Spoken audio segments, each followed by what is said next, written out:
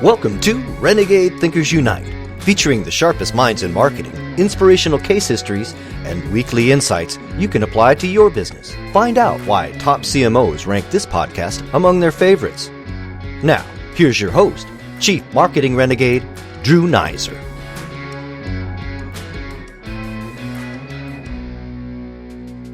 You're a B2B startup that is marketing a product specifically for other startups. That means there's digital natives on both sides of the fence. So naturally, you're going to put your media dollars into highly trackable, response-generating online ads, right? Well, wrong again, Google Breath. Not if your company name is Brex and you're the latest Silicon Valley unicorn, as in $1 billion valuation. Just to give you perspective, they started this company in 2017. They launched it in 2018. So $1 billion is pretty fast. These folks put $300,000 into outdoor in the Bay Area and watched the market respond pretty darn fast. But there's more to this story than just a media buy. The message mattered as well. To get the details, I'm pleased to introduce you to Michael Tannenbaum and Sam Blond of Brex, a company that claims to be the first corporate credit card for startups. Welcome to the show, gentlemen. Thank you. Thanks for having us. Okay, so just so I don't screw up your titles again, as I did in one of the things, Michael, what's your role at Brex? So I was hired as the CFO, and I also am the CMO. I've supervised the marketing efforts. Got it. Okay, and Sam? And my role is Chief Sales Officer, and Michael and I have partnered on the Billboard campaign, which is why I'm participating. Awesome. All right. So we've done a couple shows now with multiple guests. It's a lot of fun for me. It's sort of double the input. So before we get sort of talk about what's in your wallet, let's find out what's in your hearts and minds. So sorry about that reference to a competitor. How about sharing a little known fact that helps the listener get a flavor for what makes you tick? Michael? What makes me tick? Yeah, I mean, what's some fact about you, maybe something that you do in your spare time, your superpower. What's something that you're like, whoa? Well, so I guess one thing that makes me tick in this capacity is previously I worked at a company called SoFi, which spent a lot of money on marketing. And here I'm the CFO, and I spent my entire life at SoFi battling marketing to reduce their spend and trying to get it to be more attributable. And then I joined Brex and started supervising marketing and buying outdoor, which is pretty much the most brandy, spendy thing you could do. Hilarious. So that's an interesting fact. It is. You were the no bird at SoFi, and now, you're Mr. Yes. That's very interesting. And Sam, what about you? Well, Michael and I spend a lot of time talking about winning and how it's one of our favorite things to do. It is. Both personally and as a business here at Brex. And so I think what makes both of us tick in large part is just winning, or the alternative to that is not losing, either way. So does that make you a huge Tom Brady fan? I mean, that's got to be hard because he's you're really hitting hard this morning. I know. I'm not a fan. I mean, how can you not admire the guy? I mean, it's just unbelievable, right? I mean, you want to hate him, but he's married to Gazelle, and he's, Well, so I'm from Massachusetts, so I'm, by my nature, being from Massachusetts, I'm feeling very good. Okay. Sam is from Kansas City, so you really... I was at the game in Kansas City this last weekend. I'm sorry. But thank you for bringing it up and insulting. No, not insulting. All right. Well, we're going to move on from that. Let's talk about being digital natives and certainly part of this, growing up with mobile phones and all those other good things. What's your favorite mobile app besides Brex? My favorite mobile app besides Brex is probably the Chase app. I think it's actually, I spend a lot of time thinking about financial services. I think as a competitor, we spend a lot of time caring about Chase. I think they've done a really good job from a mobile banking app. It's one that I spend a lot of time with. Oh, I know people who that'll make very happy. And I have to say that Chase is one of those companies that said, hey, we're a tech company before we're a banking company, that about 3 or 4 years ago. It's interesting to hear that they've delivered on it. Okay. Sam? Yeah, on my end, a really practical app that I've been using since inception is Uber. Really just sort of changed my life in that I now rely on it for transportation, no longer need to hail taxis, those sorts of things. So it's one of my more frequently used apps. And Sam's an Uber Black guy, so he likes the luxury. Nice. Okay. Favorite shows on Netflix or Amazon? I like Man in the High Castle. Uh-huh. So I think it's interesting. Actually, Sam and I are both Jewish, but it's an interesting concept to think about what if, Germany had prevailed in World War II and what America would look like. So I've enjoyed watching that. Yeah, I love season 1. Just couldn't get past that. Sam? I like documentaries. There are a few that come to mind that are really good. Icarus was a really good documentary. There's 3 Identical Strangers is a new one that came out. That was really interesting, sort of fascinating, good watch. So let's go with those 2. Very cool. Yeah, my son was talking about 3 Identical Strangers. So it's very, very cool. So it's on the list. Okay. Have you read a book lately that's rocked your world? So I read the Wall Street Journal very religiously. It's not a book. Right. And one thing that I spent a time that actually affected our marketing is I was reading about all these influencer marketing in like the makeup space. There was a big article around it, and I sent it around, and we actually launched like an ambassador campaign, which is our version of influencer marketing in the startup world in response to that. So I think that you can learn as a credit card company, we kind of benefit because while we are B2B, people think about us in a consumer-like way. And so we can sort of benefit from that. You could call it like ensumer, like an enterprise product that has a consumer-like sign-up flow. So that's where an influencer type campaign might work. And I was influenced by the Wall Street Journal there. Nice. Sam? Yeah, for the sake of hyper transparency, I don't read a ton of books. But one that I did read recently was Principles by Ray Dalio. And in the same vein as sort of the documentary, it's one of those reads that you can relate to your personal life and sort of think through how you make decisions and potentially have takeaways that actually change behavior. So it's interesting. Okay. So this show is called Renegade Thinkers Unite. What do you think is the most renegade thing that you've done in your career? So for me, I was the Chief Revenue Officer of SoFi before Sam and I were also both Chief Revenue Officers before, which is kind of a stupid tech title. But I guess we both had it. So I had sort of a big job I was pretty young, and I left that job, which was very comfortable at the time, to join the 2 co-founders of this company and basically an idea. And I had just gotten engaged, bought a big ring, bought a house, all this stuff. So at the time it felt very renegade. Wow. Yeah. So you changed. So basically you changed your social life, your physical life, and your business life in the same year. That's the trifecta.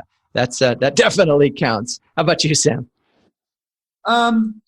Relating it specific to Brex, there are some outbound email campaigns that Michael and I have partnered on that have been renegade in their reception, I think. Generally very positive, occasionally somewhat negative, but it's sort of a renegade approach to outbound email marketing. And I think the billboards that we'll be spending some time talking about, I think we were, from a tech startup perspective, really a pioneer in sort of flooding San Francisco with these billboards that we did, and that is renegade in, totally. In that we were the first to do it. Especially as a launching mechanism. Right? Okay. We told the market who we were through outdoor, which is not something that people do. All right. Well, we'll have a good debate about that when we get back. So stay with us. Did you know that Renegade Thinkers Unite was ranked number 2 of the top 10 podcasts for CMOs by Crackerjack Marketing? Wow, we're really honored. Now, we couldn't do that without amazing guests, and we've had some amazing CMOs on this show, and also terrific listeners like you all. If you like what we do here, please subscribe on your favorite podcast player. That way, you'll never miss an episode. Also, as a special thanks, I'd like to send you a free ebook on Renegade Thinkers. Now, for that, just email drew@renegade.com. Now let's get back to the show. Okay, we're back, and my guests are Michael Tannenbaum and Sam Blond of Brex, and we're talking about credit cards, corporate credit cards specifically. And I want to get to, first, how did the founders or you all get to believe that this niche of startups was a viable market for you in the first place? Because somebody had to believe that, right? Want to identify the target and say, hey, we could actually do something for these people that would be special. Yeah, I mean, it's interesting because we both have perspectives coming from where we worked before. I think for me, when I was the VP of finance at SoFi for a bit. And so when I did that job, I knew how painful it was to manage corporate cards. So I saw firsthand the opportunity for this product. So you had experience at a startup, and you had sort of felt the pain, you saw this, but the guys who founded it, they had this idea beforehand, or did you sort of come in with them? No, they had the idea because they were in Brazil. They built a merchant acquirer, which is more like a Stripe, so more accepting payments versus issuing them. Right. And they knew about this problem. Actually, they discovered this problem when they themselves couldn't get a card for their next business. I see. So it was a sort of personal problem. It's so funny. So many businesses start that way because someone sort of recognizes this issue. Actually, go ahead. One time I remember when Sam interviewed, he explained this, like the way that his old company Zenefits grew by giving away a product for free. So maybe that's relevant here too. Yeah. But before you get there though, I want to put a fine point on this thing is you experienced something and the founders experienced something that demonstrated an opportunity. Because let's face it, there are a lot of credit cards out there and everybody has a lot of credit cards in there. So to actually believe that there was a marketplace within this niche, a specific one, let's put it this way, it certainly took some daring to sort of believe. So how did you prove, what made you sense, or once you identify this target, what were the things that you wanted to address from a product standpoint that sort of you thought would appeal to this target? Yeah, so I'll just chime in real quick. And I didn't understand how credit cards were issued to businesses prior to joining Brex. That there was this concept that specifically within tech companies, founders had to personally guarantee the corporate card, and credit was issued based off of the founder's creditworthiness and their ability to repay. And so as I started doing diligence on Brex, I would talk to previous tech founders that all had these real issues with having many, many millions of dollars in the bank and $10,000, $20,000, $30,000 credit limits that weren't nearly adequate to support the spending needs of the business. And so I think that was the problem that was identified through Pedro and Enrique, our founders. Michael joined at a very early stage, and I'm sure the value prop resonated with him as well. But as I started talking to other people, I found out this is sort of a universal problem that exists. And in large part, we can attribute our gain of market share to this resonating really well with tech founders. So finding a problem that really exists, although wasn't necessarily articulated by everybody, because if it had been articulated clearly, someone would have figured that out. But what it sounds like there must be you must be taking on more risks then, because the reason that places like American Express and Capital One do their corporate cards with guarantees from the principal is that it secures their dollars. So how do you guys deal with that? Well, I would say we're actually not taking on more risk because the thing about our market is that it's very well funded.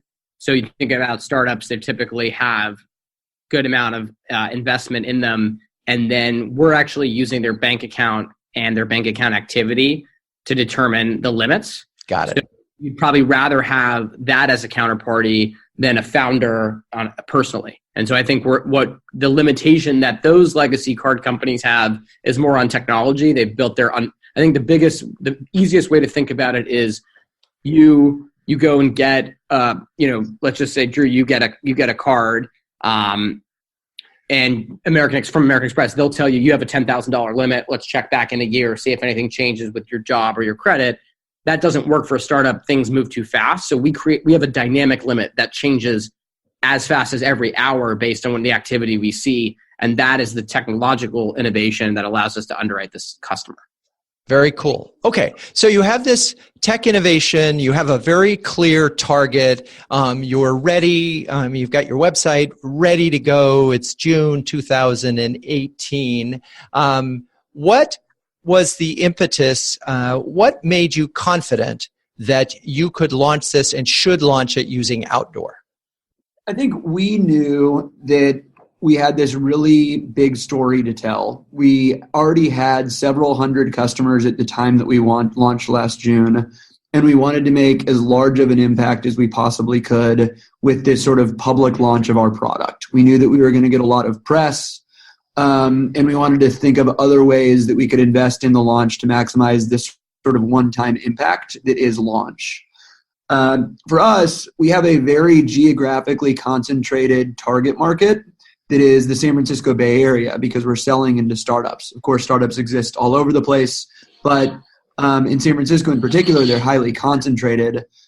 So what we did was we worked through some outdoor partners and we purchased as much inventory as we possibly could.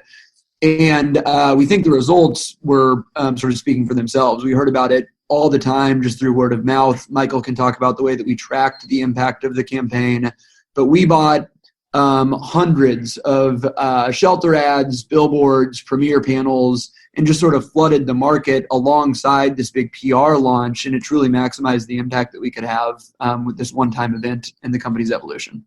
And I think I'm going to put an exclamation point on that.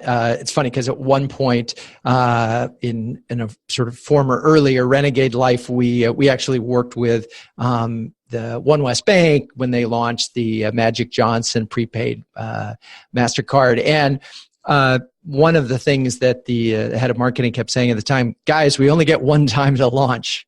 And it's really, it's sort of like a crisis is a terrible thing to waste. A launch is terrible. So it sounds like you guys went big early, concentrated your funds in a market with a very clear target and a very clear statement, the first corporate credit card for startups.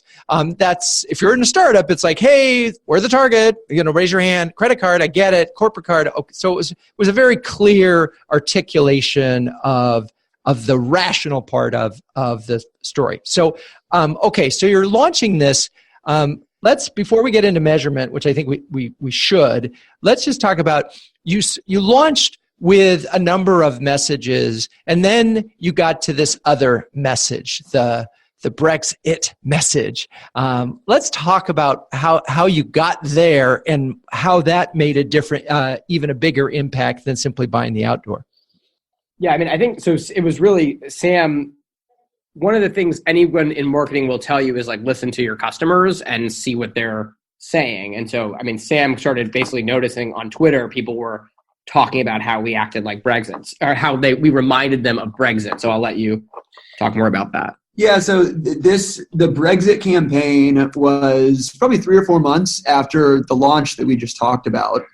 And we knew that we wanted to continue outdoor because it was so effective, but we didn't want to continue with sort of the same old message that was very impactful, but probably realizing diminishing returns at the point that we had launched the Brexit campaign. So I think we wanted to take some things that we had heard from customers on Twitter that like Brex sounds a lot like Brexit. And we came up with Don't Charge It, Brexit.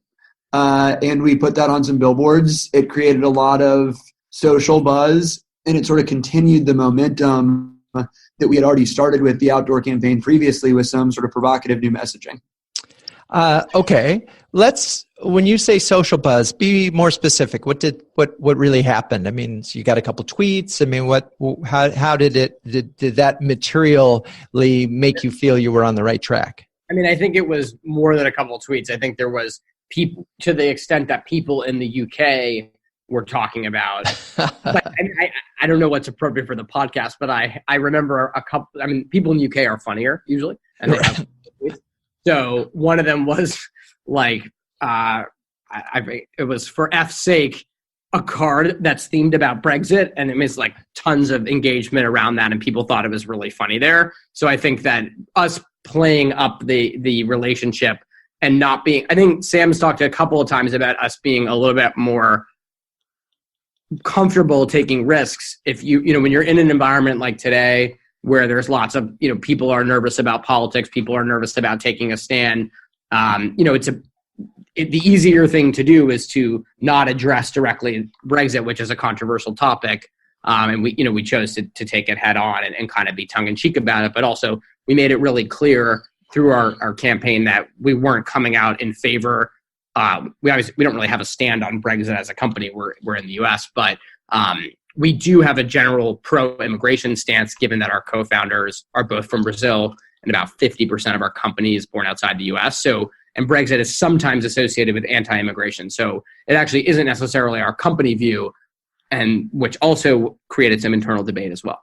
I bet. And it's really an interesting one, but in an ultimate sense, it is your name went from what to unbelievably memorable, right? You just sort of found a mnemonic that would just make it so easy to remember. And that's a big part of the game that we're in, is getting people to remember your name. And that was a way, and it was a funny way and a tongue-in-cheek way to do it. And you didn't have to take a political stand, as far as I could tell. You were just using Brexit, which was incredibly topical, to sort of get people to pay attention. So that's awesome. All right, we're going to take a quick break. And when we come back, we'll talk about the email campaign that you mentioned and some metrics. You've been listening to another great interview on Renegade Thinkers Unite with Drew Neiser. But the value doesn't end there. As a listener, you can download a free ebook from Drew, Renegade Thinkers, interviews with 11 trailblazing CMOs any business can learn from. Top marketing thought leaders and proven executives from Time Warner, American Express, and Chico's, and others. Get your free copy at renegadethinkersunite.com/ebook. For listeners only, at renegadethinkersunite.com/ebook. Okay, we're back. My guests are Michael Tannenbaum and Sam Blond of Brex, and we've been talking about how this outdoor campaign really got this brand and put it on the map. And let's just talk specifically about, so you launch the campaign in June, go big, then you sort of roll out, I'm guessing September, October, the Brexit version of it. Talk about how the outdoor correlated to, basically you want to get people to sort of sign up and subscribe to your credit card. So how did that translate into measurable results? So the first thing we've changed, our attribution's pretty sophisticated at Brex. We take the data side of marketing really seriously. I think when we launched, we started just asking people how they heard about Brex in a free text field that was optional on the website. It's filled out it was completed by about 60% of the quality starts. The offline conversion that we track is called quality starts. So let's just say 60% of the people we care about told us how they heard about Brex, and of those, call it 20 at a point in time, 20 to 25% of the people were saying they heard about us through outdoor or billboard. And so I think for us, it was interesting in the sense that we were able to turn what's usually considered brand, or at least usually you invest in outdoor, at least the way I was trained, you invest in outdoor to amplify existing direct efforts. But this was actually a form of direct acquisition. And so that was interesting. And then if you're interested, Drew, I can talk more about now what we do for outdoor, which is more sophisticated and it's a multi-touch attribution. Yeah, let's go with multi-touch. Let's talk about it.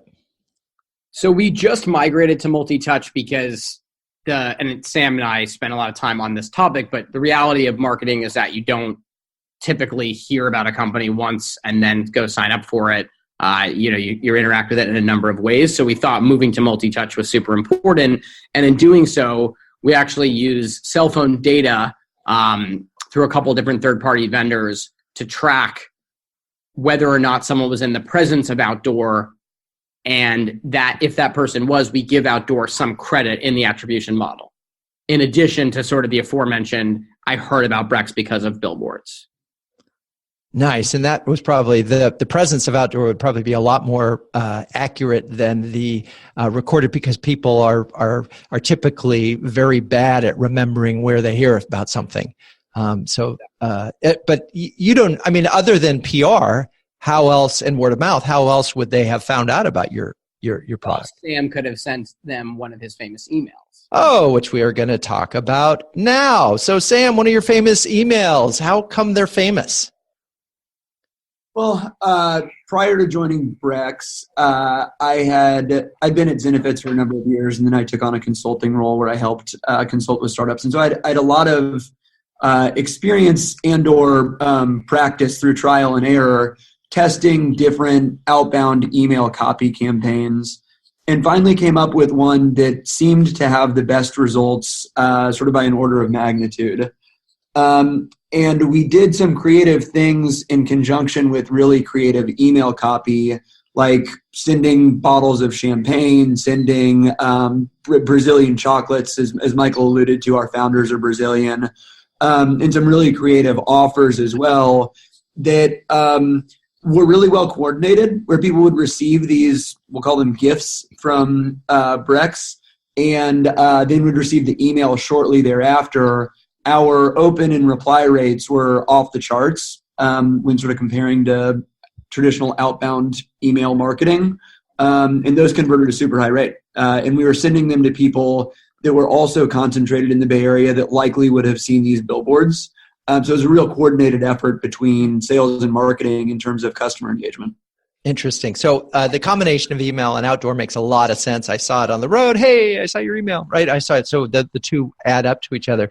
The things like the bottle of champagne and the Brazilian chocolates, the high impact direct, that's a highly targeted thing. But so I get that. I guess I'm still looking for a specific example of the email creative that really sort of broke the mold. Coy. Yeah, he's being coy.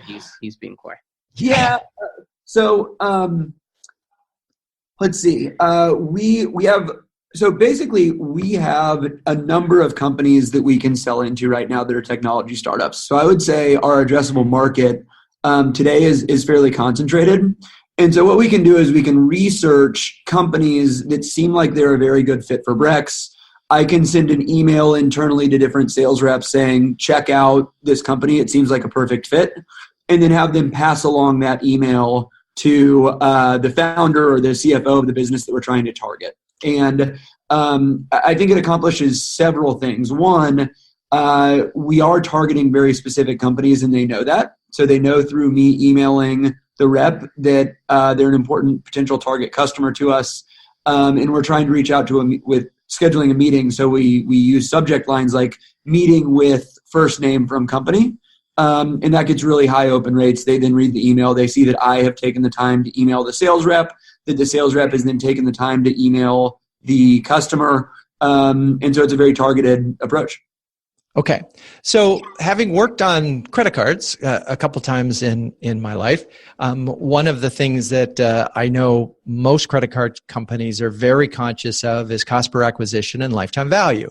A lot of the things that we've been talking about would be like high impact direct, which is really cool, is expensive on a per contact basis. So how are you folks sort of figuring out, do you know what your sort of your a viable CPA is? And I imagine it's kind of hard to know what your lifetime value per customer is because it's a little early in this game. Right. If we have a CFO running marketing, we better know what our CPA is, right? Right. So we do. And I think that, so you mentioned referral word of mouth. That's 60% of the funnel. Okay. And is that incentivized? So of the 60, so 10% of customers use a paid referral. But the thing about our market is like founder to founder, it's a little awkward for me to be like, hey, Drew, get $250. So it's just kind of word of mouth. But we have been doing a few things. We have some stuff in the works that I can't say, but we'll follow up with you and you'll be impressed about how we're going to drive referral going forward. That's going to make it not awkward and not paid. But so that really lowers the cost. High impact direct, if we were doing direct mail to broad consumers between FICO band X and Y, as if we were a consumer card issuer, I think I agree with you. But the thing is, our market is everything that Sam and I have been working on has been acknowledging the fact that we have a concentrated small, new market, right? These are all recently formed companies. They're not getting plastered with mail for their whole lives at home, tearing up credit card offers. These are companies that were just started. And so for them to get a bottle of champagne, that's very new. It's not like everybody else is sending them champagne or Brazilian chocolates. So the biggest problem is figuring out where they are, because startup addresses change a lot. So deliverability is more of an issue here. But in terms of the return on investment, it's actually really high, because this is not a market that's inundated with, direct mail garbage from all these card issuers. How many sort of startups do you think are there for you? How big is your addressable target? We know exactly. So, one of the things we did, the first, Sam talked about the book principles, but one of the first things that we did here was map our market. So we built our own in-house marketing database that tracks the 50,000 early stage companies that we think are applicable to Brex.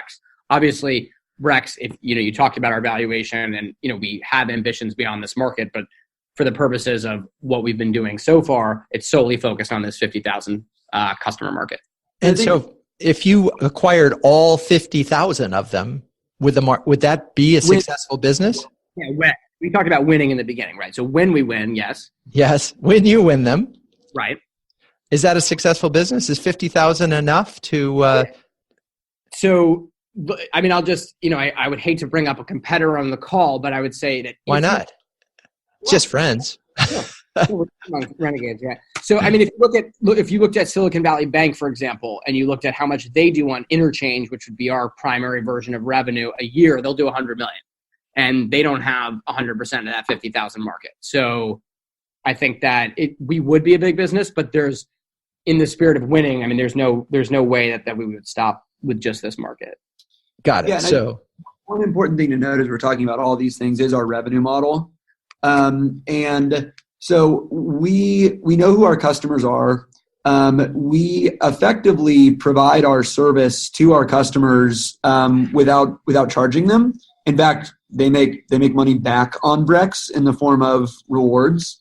But we're effectively a free product, and we make money on what's called interchange. So when people use their cards at different merchants, the merchants pay a fee to the card network, and we participate in that interchange.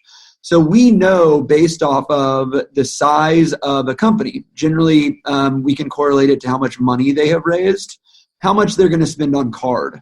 And because of that, we know exactly how much we can spend on acquiring the customer as well. Right. And our cycles are very transactional. So about 70% of the people that we talk to will sign up for Brex. So very high conversion rates. We know how much money we're going to make off of our customers, very short cycle times. And so we can do really creative things like send people bottles of, $50, $60 bottles of champagne, and it's worth it in spades. Yeah, because you have such a high value per customer and a high propensity, a low barrier to trial, right? Low barrier to trial. So 70% sign up is unbelievable, but it's free. And by sending them a bottle of champagne, you've created a moment of brand love that it's a little bit different than your typical credit card. And says, wow, you guys you get it. You're startup guys, you get it. So there's a great deal of simpatico with the target audience.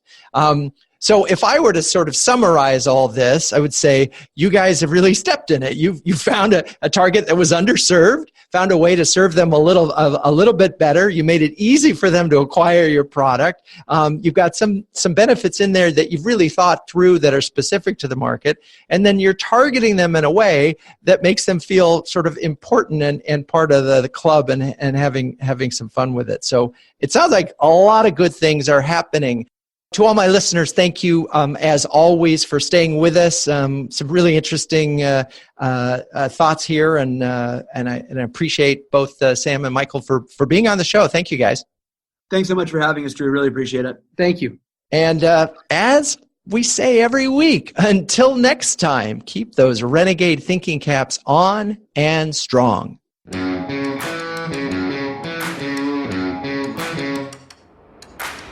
This has been Renegade Thinkers Unite, but it doesn't end there. Just go to renegadethinkersunite.com for more and subscribe to the show. That way, you'll never miss an episode. We'll talk with you next time on Renegade Thinkers Unite.